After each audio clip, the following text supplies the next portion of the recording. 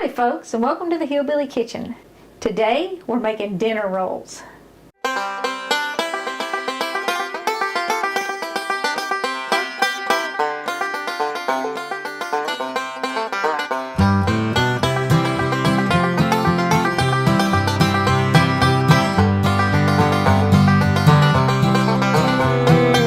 Now these are not just any dinner rolls, these are the best dinner rolls you're ever going to eat. Real quick, let's go over the ingredients. I've got about 3 cups of all-purpose flour here. You either want all-purpose flour or bread flour.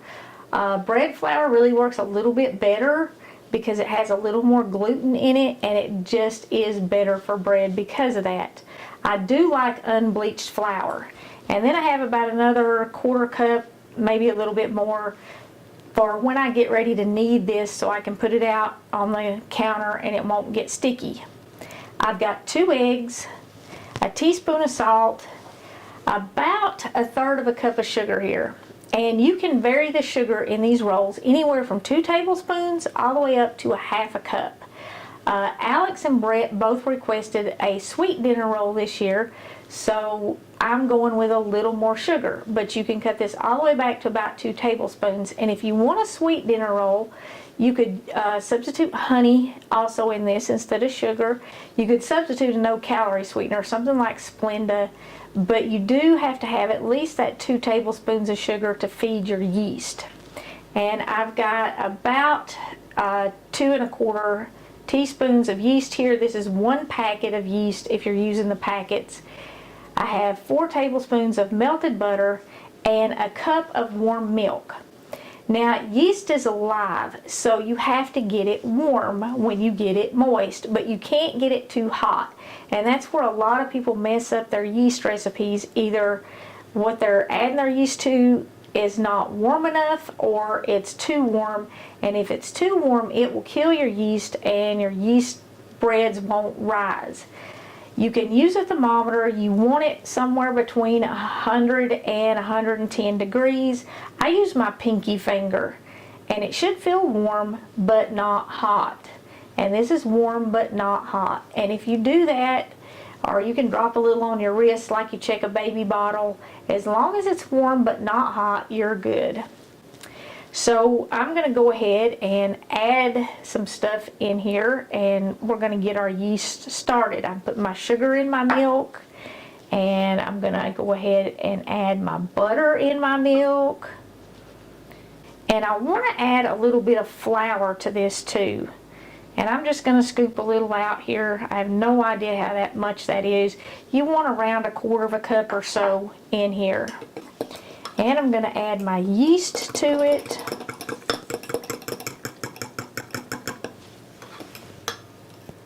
Now, it does work best if your eggs are at room temperature. And you want to beat those up a little bit. And you can add them now, or you can add them right before you dump your yeast mixture in your flour. Okay, I'm going to go ahead and add my salt into my flour. And salt really is necessary when you're doing any kind of yeast bread. If you don't put salt in it, it's not going to have a very good flavor. And what I'm doing here is I'm making a sponge with my yeast. And this is going to let it bloom, it's going to get active, and it's going to really develop the flavor of the yeast. You actually want to let this sit for about 5 minutes before you add it to the flour. And what that's going to give you is a different flavor. If you use instant yeast, you can do the instant yeast in this and make the rolls, and they'll come out just fine. But if you do this step here and you let this sit for about 5 minutes, even longer, I mean, if you've got other stuff to do, mix this up and just let it sit and go about your business. It will develop the flavor of the yeast, and it will give your rolls a richer taste, but they won't have that bite. I know you've had yeast breads before, and you can almost taste that bite of the yeast in them. Well, this will give it a really rich, deep flavor without the bite. This will also let you know that your yeast is good. You can see it dissolve and foam up and mix in the other ingredients in the sponge. Okay, our yeast is really starting to foam up there, and it's a good idea not to skip this step because if you get it too hot, you're not going to know it until you spent 2 hours making yeast rolls that didn't come out, and then dinner's going to be ready and you're not going to have any bread. Or if maybe your yeast wasn't good. Things can happen to yeast. It can expire. Maybe you didn't notice. It's a good idea to always check that date. If you buy it in bulk, you might even be storing it in something other than the original container. And this will let you know if it's good or not before you spend 2 hours and dinner gets ready and then you don't have any bread. But it, like I said, it also really improves the flavor. It just makes it smoother and deeper and richer. I'm just mixing my salt up in my flour, and it also puts a little air in the flour. I'm going to go ahead and add my eggs into my yeast.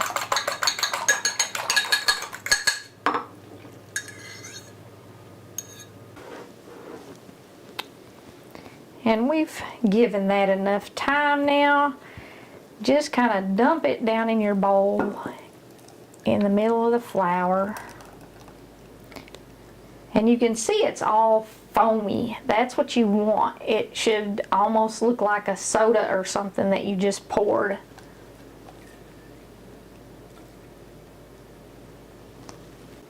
You can mix this with a stand mixer if you have one. You just want to use the dough hook and it'll mix right up. It takes about anywhere from 3 to 5 minutes. If you're using a stand mixer, you just mix it on medium-low until it forms a ball and it starts to pull off the edge of the bowl. And you might have to add another 1/4 cup of flour like I have here, so that the dough is the right consistency, but you don't want it to get too dry. So be careful in a stand mixer. You also don't want to over knead it in a stand mixer because you can. Now when I'm making this, I don't go crazy mixing it. That's all the mixing I do. I just stir it up a little bit until it's all stuck together. And you can see it's not exactly mixed smooth, but I'm getting ready to knead it. So the rest of the mixing is about to happen. Dump a little flour out on your counter, or I like to use these little vinyl mats. You can get them anywhere. They're pretty cheap, and it keeps you from having to scrape the dough off the top of your counter. It really makes cleanup a whole lot easier. You can stick these in the dishwasher or in the sink and soak them.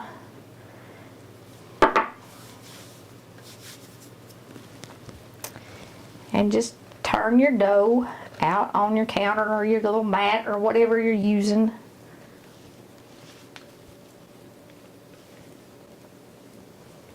You do want to get most of it out because you're going to put it back in the bowl to let it rise before you make it into rolls. And I always clean my spoon or my spatula or whatever I'm using off because it usually has quite a bit of dough stuck to it. And now you just want to knead it for 5 to 7 minutes. Now once your dough is pretty smooth and it'll form a nice ball like this without being too sticky. Now it's still sticky, but it'll roll around on this board and I can knead it and it's not too sticky. I can handle it and pull my hands off without it sticking to them and stretching out. Once you get it to that point, you want to cover it with either oil or butter, doesn't matter, and any kind of oil will work. But you just pour a little over it, and it really doesn't take much. And you do want to cover it all the way around. I would say maybe a teaspoon. I usually just pour a little out in my hand and then rub it all over the dough. Or I just take a little soft butter if I've got some sitting out on the countertop and I'll rub a little butter on it. But it makes it kind of shiny and it'll keep it from getting sticky while it rises. And then just drop it back down into the bowl and cover it up. And you want to let it sit and rise in a pretty warm place, because like I said, yeast is alive, it is warm, and it likes to stay warm. If it gets too cold, it stops growing. So just cover this up and let it sit for about an hour. Once your dough has been sitting for about an hour, it should have at least doubled in size. So you can uncover it at this point, and you're going to knead it just a little bit more. Not too much, just a little bit. And it shouldn't be too sticky, but you're at least going to want to have a little bit of flour on your hands. And it is a good idea to measure out a little extra flour for your kneading and put it in either a measuring cup or scoop or something like this little dish that I have here, because if you're just scooping it out of the bag or out of your canister, you're going to tend to use too much flour when you're kneading, and that's going to make your dough dry. And that's another thing that you can do that, you know, yeast bread doesn't like very much. But we just want to get this out of the bowl, and you can see with that little bit of oil it comes right out. And it's not sticky at all, really. You want to get all that air out of it. Well, most of it. You're not going to get it all out. This is a really good all-purpose dough. This dough will make hamburger buns or hot dog buns. It's a good dough to use in cinnamon rolls. And in fact, mark this recipe, and before Christmas I will try to take this dough and make cinnamon rolls. But I'm going to start at this point right here with the dough instead of starting at the beginning. So hang on to this one, maybe practice rolls a few times. I mean, there is absolutely nothing better with a bowl of soup in the winter, and we are in the winter now, or close to it, than fresh rolls. So practice it a few times, have them with some soup or just a Sunday night dinner or just something special. I mean, these days we need something special occasionally, even if we got to make it ourselves. You can also do different flavors of herb rolls with this. You can add garlic to them. You can brush the top with some garlic butter before you bake them or after you bake them. You can add all kinds of Italian spices to them and really do an Italian roll. And have with spaghetti. You can use this for bread twists or bread sticks. It'll work for both of those. But this makes about a dozen average size dinner rolls. You can do, it'll make 6-8 hamburger buns. If you're doing hot dog buns, it'll do about a dozen hot dog buns. Well, 10 hot dog buns probably would do this in. But there's a lot of ways that you can divide it up to make your rolls. If you are absolutely OCD about having them all the exact same size, you're going to want to get out a kitchen scale and weigh them. If you're not absolutely OCD about it, you can just cut the dough up in pieces, cut it in half,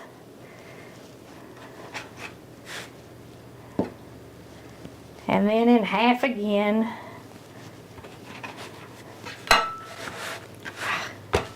And to make a dozen rolls, you're going to want to cut each one of these into 3 pieces. If you were doing hamburger buns, when you had it in half there, you would cut each one of those in 3 pieces. Okay, and we're going to bake these in a greased baking sheet. And you can use a no-stick spray, you can wipe a little oil in them, or you can wipe a little butter in them. And I did butter. You can do them in a 9x13 pan, but all my casserole dishes, most of my baking pans, are all 9x11, I think, or 8x11. So they're a little smaller than a 9x13, but it still works just fine. And to shape them, there's a lot of different ways to do it, but the way that works best for me is to hold it in my hand and just kind of pinch it up like so until I get it pretty smooth on the bottom. And that's the bottom, and you can see it makes the top smooth when you do that. And then just place them in your dish. I just take the cut edges and start pinching them up. I know a lot of you are going to ask if you can make these ahead of time or how to make these ahead of time. If you want to make them ahead of time, just a day or two before Thanksgiving or Christmas dinner or Easter dinner, you can make them up to 48 hours ahead of time. And once you get them in your baking dish, then cover them tight with some saran wrap and put them in the refrigerator. And then take them out about 2, maybe 3 hours before you want to bake them, and just let them sit on your countertop and they'll warm up and they'll start rising. If you want to make them a while ahead of time, you know, a few weeks, you're gonna want to freeze them. And the same thing, you're gonna take them to this point right here where you make them into rolls and put them in your baking dish. Put them in the freezer in the baking dish or on a cookie sheet. You could do them on a cookie sheet too, but just so you've got them laid out. You might want to do them on a cookie sheet if you're going to freeze them, and don't let the sides touch. That way you can separate them in a bag or something once you get them frozen. But just stick them on a cookie sheet, line it with some parchment paper, freeze them, and once they are frozen solid, put them in a bag and you can keep them in the freezer for a few months. You can also freeze them once they're baked, and then just thaw them out and warm them up a little bit before dinner. But if you freeze the raw dough, you're going to have to take it out 3 or 4 hours before you want to cook them, and let it sit on the countertop and warm up and thaw out and rise. Just when they've risen to about double their size, they're ready to go in the oven. And then you bake them, you know, just like we're going to do today. You can really make these any size or shape that you want. You could twist them into little knots. You could make 6 great big dinner rolls, especially if you're just doing them like with soup. If you're just doing soup and rolls, just do 6 big ones. And the big ones would actually be big enough to do small soup bowls out of if you just divided it into 6 rolls. You could do small soup bowls. You could divide it into 4 and do big soup roll or soup bowls out of this. But this dough, like I said, it's good for just about anything like that you want to do. And you don't have to change it very much. The only thing you would really want to change is maybe the amount of sugar in it. If you didn't want it sweet, cut it back to 2 tablespoons of sugar. But this would make excellent soup bowls. And that's all there is to kneading them, mixing them, and shaping them. Now, once you get it to this point, you're either going to let it sit on your counter for another hour covered, or you're going to put it in the refrigerator covered tight for up to 2 days, or you can freeze it and keep them in your freezer for a couple of months. Just cover them up and sit them somewhere out of the way. Now, after they've been sitting about an hour, they will rise up and they'll be ready to go in the oven. Now, you want to put them in a preheated oven. If you're only cooking the rolls, cook them at 350 for anywhere 20-25 minutes around there. It might take a little bit longer. They're going to rise a little bit more in the oven and the top's going to get nice and golden brown. And you should pretty much be able to tell they're done. If you're in doubt, just pull one of the middle ones out and check it to make sure it's done. But be careful because they will be very, very, very soft. You can brush stuff on the top of them now, or you can just put them in the oven and bake them. Now, if you have your turkey in the oven or ham in the oven or something else that you're baking at 325, these will bake fine at 325. If you got pies or something in there that you're baking at 375, they'll bake at 375. You can even bake them up to 400 degrees and they will bake just fine. But if you're just doing the rolls, about 350, 20 to 25 minutes, kind of keep an eye on them after 20 minutes and make sure they don't burn. If you're cooking them at 400, you definitely want to keep an eye on them, and you probably want to check them at 15 to 18 minutes. But let's stick these in a preheated oven.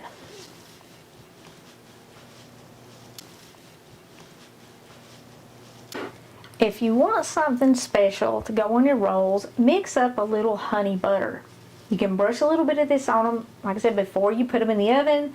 You can brush a little bit on them when you take them out, and you can also sit some on the table, put it in a cute little dish, and serve it with dinner, and let people add as much as they want. But all I have here is 4 tablespoons of butter that's at room temperature so I can mix it, and 2 tablespoons of honey. And there are other recipes for this that add a lot of stuff in it, and I'm not crazy about those. I like this, and I like this mostly because when I was growing up and I would have breakfast at my granny's, I would always have honey and butter on my biscuits. And she would mix it up for me, just honey and butter, and I would actually dip my biscuits in it. But this is not hard to make, and you know, it's not super expensive. And it's something that really adds a special touch to your dinner, not just your rolls, but to the whole dinner. And if you're not doing something that a sweet roll would go with, you know, if you're doing just using the 2 tablespoons of sugar in it, and you're having the dinner rolls with something else, mix up a garlic butter or an herb butter and serve that with your dinner. But flavored butters are wonderful, and they just add so much to your meal. You can also whip this if you wanted to, if you wanted to make, like, especially now for the holidays, you could mix up a pound of butter and honey and whip it up and store it in an airtight container in your refrigerator, and it would stay good until well after Christmas if you make it now for Thanksgiving. And you would have it to serve with dinners and breakfast, and you know, just anytime you want to dress up a meal a little bit. And if it's whipped and you put it in the refrigerator, it will still spread really easy, even though it's cold. And that is just all there is to that. You just mix it up. Now, I didn't really use any special tools to make these rolls with, and you don't have to have any special tools to make any kind of bread. I know they sell tons and tons of stuff, and some of it is outrageously expensive. I did have the little vinyl mat. You can get those at the Dollar Tree in a 2-pack for $1. And I used this dough blade that also came from the Dollar Tree. And they sell these in fancy kitchen supply stores for quite a bit of money. But this is the exact same thing that they sell, and you don't have to have a dough blade. You can just use a sharp paring knife. You can even use a butter knife. It's just something to push through the dough and cut it into pieces, and it does make it a little bit easier to cut the dough up. And if you happen to roll it out on your countertop, you can also scrape your counter with it and clean the counter off. So these do come in handy, and I mean, for $1, and they don't take up much room. You can store it standing up in the edge of the drawer. It's definitely something that's worth buying. Now, I'm filming this video in November of 2020, right before Thanksgiving, and just when you thought this year couldn't get any crazier, it's getting crazier. And I know a lot of people have a lot of anxiety about what's going on. People are depressed over it. People are really, really having a hard time with all the stuff that's going on right now. And I want to say 2 things to you. First, turn the news off. My goodness, we did way back in the summer. It seems like they are preaching fear and hate and just really driving it into your head. And everything, they try to terrify us with it. They're even playing dramatic music on the news. I don't remember news having mood music with it when I was a child. So that's something that they're doing to really build this fear that's growing. And fear is not of God. It is one of the tools that Satan uses to destroy our faith. So turn that garbage off and ignore it. They're not telling us anything that's true anymore anyway. I mean, if you have to add mood music to the news, it's not news. And I want to tell you not to worry about it. Keep praying. Worry just isn't something that is biblical. God did not lead the Israelites into the desert to starve them to death, and He's not led us this far to abandon us. There are more people right now praying for our nation, for our rulers, for our freedom, for our Constitution to be preserved, for the truth to be revealed, for the evil to be exposed, than there have been people praying in this country since it was formed, since its very foundation. And God's not going to ignore all of His children. He just is not. The Bible teaches us that He is faithful, that He hears us, that He will heal our land, that He will answer our prayers. And I want to tell you about a prayer of yours and mine that He has answered. Back when I did the pumpkin roll, we started doing prayer requests on that video, and people are still leaving prayer requests on that video. And one of the ones that I posted was for Pamela's. Her doctors now report that she is cancer-free. Now, she's still recovering, and of course that definitely improved Peggy's mood. So that's 2 of your prayers answered, and there have been many, many more. If you're feeling discouraged, go read all those comments on that pumpkin roll video, because there are comments on there where people requested prayer and then they reported back that God was answering those prayers. And if you're one of those people and your prayers have been answered, please report back that God is answering those prayers, because that encourages everybody who reads it. And if you still need prayers, go to that pumpkin roll video, because there are still people going through there who are reading those comments, and they will pray for you. And I will pray for you, and everybody in our family will pray for you. You know, prayer changes it, and God tells us that it will. The Bible tells us that it will. Even though this year has been hard, there's some really good things that are happening this year, and I talked about some of them back in the spring. I mean, families have had more time to spend together this year than they have in a long time. And this Thanksgiving, that crazy mad shopping frenzy that started on Thanksgiving Day they pushed it back until the sales started at like noon. So nobody was having Thanksgiving dinner with their family anymore. People were either eating pizza and running out shopping, or they were doing Thanksgiving breakfast and then running out shopping. They weren't having Thanksgiving anymore. They weren't celebrating with their families anymore. They weren't even taking that one day a year to be thankful to God for all their blessings. So on this video, because this will probably be the Thanksgiving video, I'm going to try and get up another video before Thanksgiving, but I'm not sure I'm going to make it. And I'm sorry I haven't done more videos this month, but I got to tell y'all, the weather here has just been gorgeous. And it's like being in a cage staying inside when it's as pretty outside as it's been here this month. And I'm sorry, I have just been drawn out to the sunshine. And after this year, I mean, a day with pleasant, tolerable temperatures and the sunshine is just a blessing that I can't pass up. So I'll try to do one more before Thanksgiving, but this will probably be our Thanksgiving video. So in this video, in the comments, leave a blessing. Tell us something you're thankful for.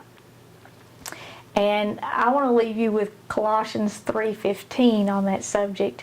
It says, "Let the peace of God rule in your hearts, and to thee, which also ye are called in one body, and be ye thankful." And if nothing else this year, if you are part of the body of Christ, you have that to be thankful for. That you are part of that one body, that you are part of that family, that you are forgiven, that you will inherit the kingdom of heaven, and that God is with you and He will never leave you, not even in 2020. So in this video, in the comments, let's leave our blessings. Let's leave something good that happened this year. And this year, we got Thanksgiving back. There's no more mad sales on Thanksgiving Day. They're either all online or they start later. So we can take this day to celebrate with our family, to love each other, and to thank God for all that we have. And in this country, even in these crazy times, we are more blessed than people anywhere else in the world. So if you are part of the body of Christ, and if you are living in the United States of America in 2020, you certainly have plenty to be thankful for this Thanksgiving. And from our family to yours, I want to wish you the most blessed Thanksgiving you have ever had, filled with the presence of God and the peace, the hope, the love, and the joy that knowing Him brings. Oh my goodness, did you ever see anything so pretty in all your life? Now, you can put regular butter on the top of them. You can put nothing on the top of them. If you're going to freeze them, just let them cool down. Don't put anything on them. And once they're completely cool, then divide them up, put them in a good heavy bag, and put them in the freezer. To serve them, you want to serve them hot, and you brushing something, a little something on the top. I like to, but like I said, you don't have to. You can leave them just like this and let people add butter, honey butter, herb butter, whatever they want to them. But I like putting a little something on top, and since I have the honey butter, I'm going to brush them with a little bit of honey butter. And you want to be careful putting this on here because they are very soft. And they are best served hot, but you don't want to serve them for at least 5 minutes. You want to let them kind of set up just a little bit and let the pan start to cool. If you made 2 pans because you're having a big dinner, you can leave the oven on warm, wrap one of them up, and leave one pan in the oven so that it stays warm while people start eating, and then as they go back for seconds and thirds and fourths, they can still have a hot roll. And you can see mine are not all perfectly even. I always have 1 or 2 really big ones. That one's bigger than any of them. And if you want them exact, like I said, you can get out a scale and you can weigh them exact. It doesn't make them taste any better, and they cook about the same. Just give them a few minutes to release from the pan, at least 5 minutes before you start digging them out, and they'll be absolutely perfect. They're going to be soft and fluffy and moist inside, and I said, just be the best dinner roll you ever ate. Before I close, I want to say hi to Wade. I ran into him in the grocery store in town here, I don't know, a little over a week ago, and I absolutely love running into you guys and talking to you, especially people locally who watch this. I still can't quite wrap my head around the fact that people are watching the videos, but you are definitely watching the videos. And I love talking to you, but it always kind of shocks me when I run into somebody and they don't give you a course on how to react when you meet somebody who watches your videos. So I'm just a person like you. If you see me out, definitely say hi. And it turns out, not only is it a small world, but this is a really small town. My daughter Alex worked with Wade, and she saw your picture when I was telling her the story about running into you. And she said, oh my gosh, do you know how to get a hold of him? And I said, no, I don't. So Wade, when you see this video, if you leave a comment or some way to get a hold of you, Alex would love to get a hold of you. If you're on Facebook, she's on Facebook. You can find her on there. Her last name is still Walker on Facebook, so you can find her. But it was really fun meeting Wade. And like I said, it's fun to meet all y'all. I mean, anytime you're out and you see me, I'm not like a celebrity or somebody. I'm just a person like you. Please say hi, because it's so much fun. It seems like, especially now when our contact is so limited with other people because so many things have been canceled and shut down and stuff, I really enjoy talking to you guys. But don't say hi unless you got a minute to talk, because I am gonna talk. Thank y'all so much for joining us in the Hillbilly Kitchen. If you haven't already, please don't forget to click like and subscribe before you leave. And until next time, remember to put God first.